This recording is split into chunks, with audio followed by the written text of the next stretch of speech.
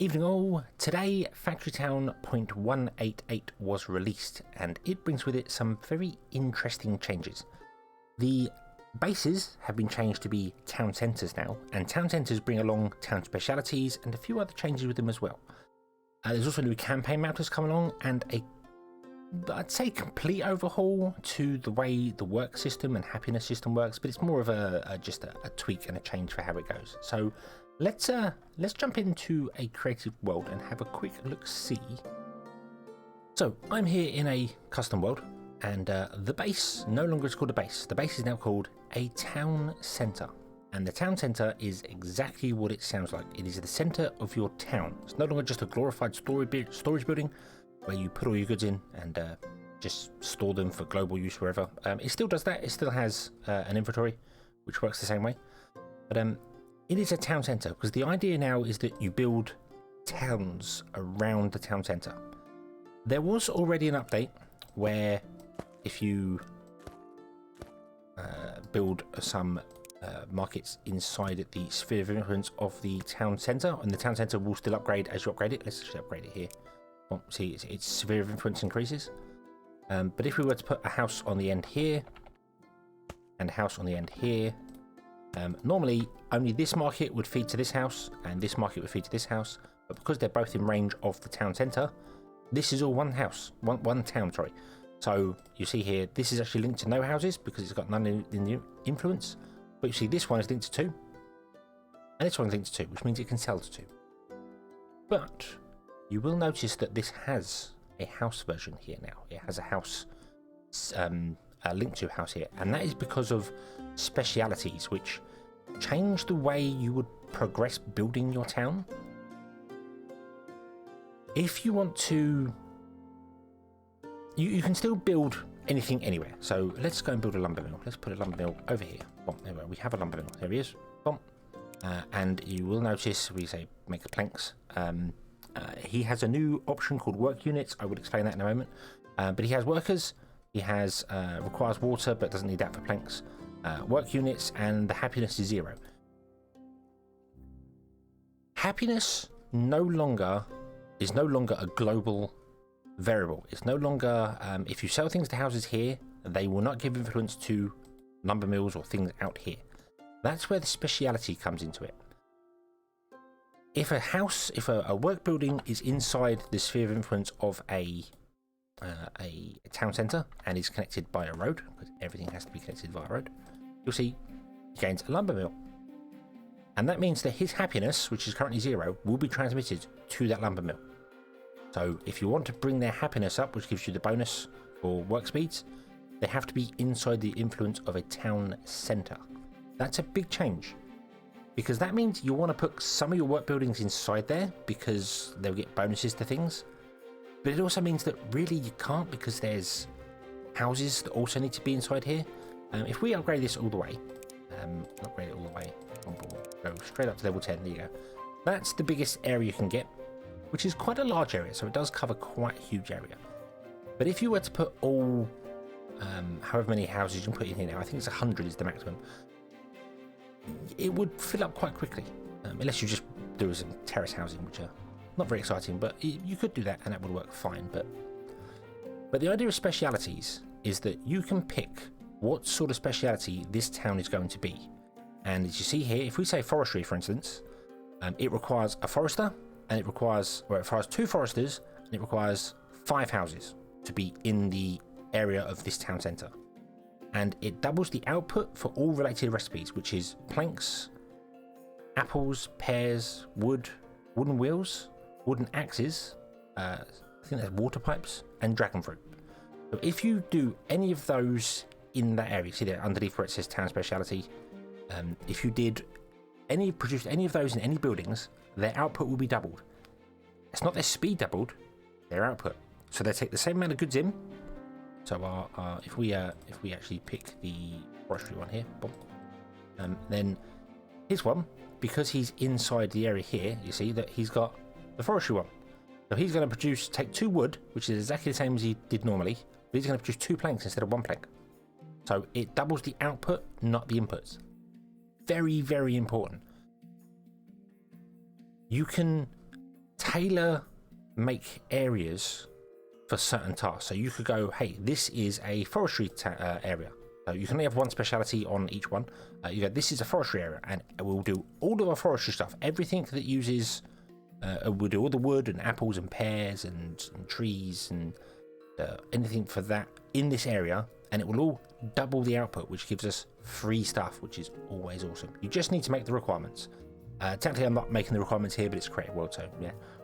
You just need 2 foresters and 5 houses.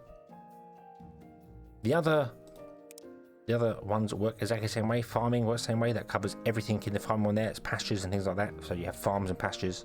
And provided you meet the requirements for it and you have done the research for it, it just doubles. It just doubles things. You can have a mining town, processing plants, which gives you is all the processing things. It's a bit strange that bread's in processing and not in farming, but yeah. Commerce basically just sells everything to your places. You need 25 houses. You need a couple of different stores, 2 food markets, a general store and a tavern, and you can just sell more goods. And it means that it doubles the items that are consumed by houses.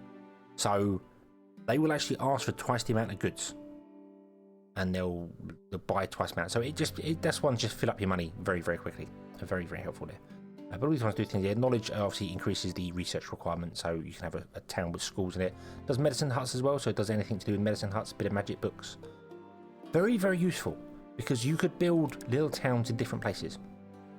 Now, to get another base, you need to actually finish some research, because there is another new research that's been added called Civics. Here we have Civics Level 1. Civics Level 1, once you research that, you can get a second town centre. And there is then Civics Level 2, 3 and 4 up to a maximum of 5. So you can have 5 different areas doing 5 different special things, giving you bonuses to things. Also, the happiness is spread amongst them. So you see here, this building, this has a sphere of influence here, which means that if we put this here in this area, even though it's not connected by a road, it is connected to the base because it's in this house's sphere of influence. So essentially that means the people that live here probably work in the lumber mill. There it is, there's its area effect there. So you don't have to necessarily connect everything up with roads. You can get away with that. If it's not within the area of another building, then you will have to connect it via a road. And roads themselves have areas, you see here, so it doesn't have to be right up against the road. So that's quite useful as well. Now, as I said with happiness, to get happiness to translate to a working building, it only translates from the town centre. So the town centre now calculates the happiness when it sells goods. When goods are sold via the markets, the town centre's happiness goes up, and it will take every building in its influence and give it that happiness. So if this town centre had 10 happiness, I haven't got anything to sell for happiness right now, but if it had 10 happiness, it would pass it on to this building, which would increase the happiness rating. But if we build another one over here, it won't. This will always be at 0 happiness. So, something to bear in mind, the happiness has kind of been nerfed. But then, the goods doubling, I think, well overcompensates for that. So, it's a pretty good trade-off, I think. So, another huge change that's come in is work units. Work units are basically replacing time. The best way to explain them here.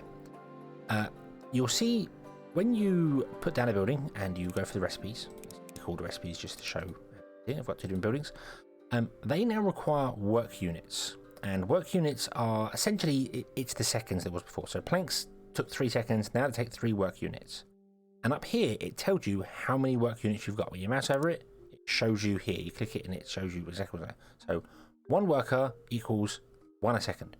Or 1 work unit per second. We go with 2 workers. This is another big change. I don't have any spare workers. Put down some houses. Oh, that's better. So if we was to do this and then add another worker, there we go. We have got 2 workers, and the happiness bonus has kicked in, because the happiness bonus doesn't apply, or it does apply to a single worker, but only if you've got one there. I'm not sure why that's appeared there. So it's the happiness bonus is always included in there, but because this is 0, it wasn't shown it. But you'll notice a worker now adds 50% onto a building. which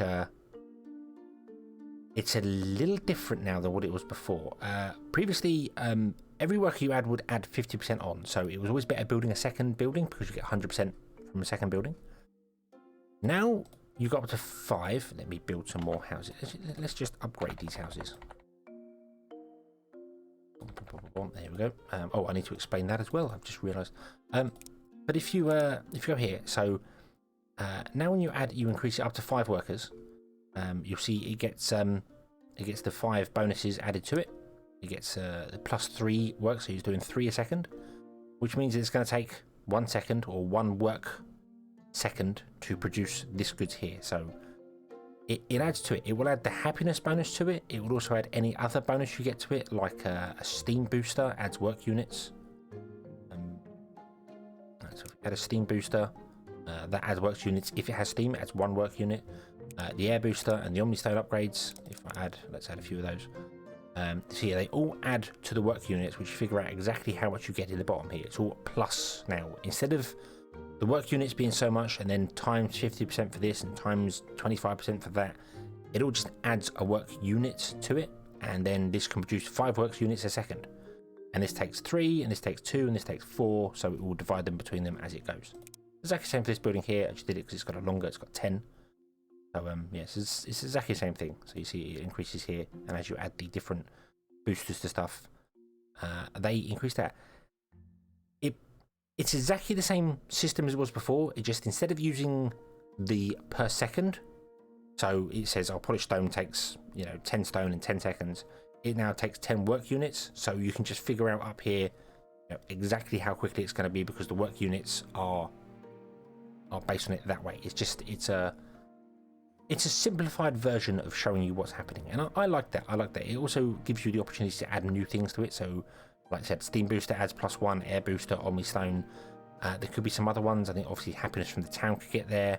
There might be some other ones in the future coming. I'm not too sure, but that's obviously a very, very helpful change to make life a little bit easier for us here. Things like the farm. The supply water and supply fertilizer just take 1 work unit, so as you add them on there. There is a change with buildings when you get above 5. The first 5 add 50% on now. Even on farms and foresters and other bits and pieces, they have been nerfed down. And then beyond that, you get plus 40% up to 10. So it makes it, with 10 people, it makes it 5 a second.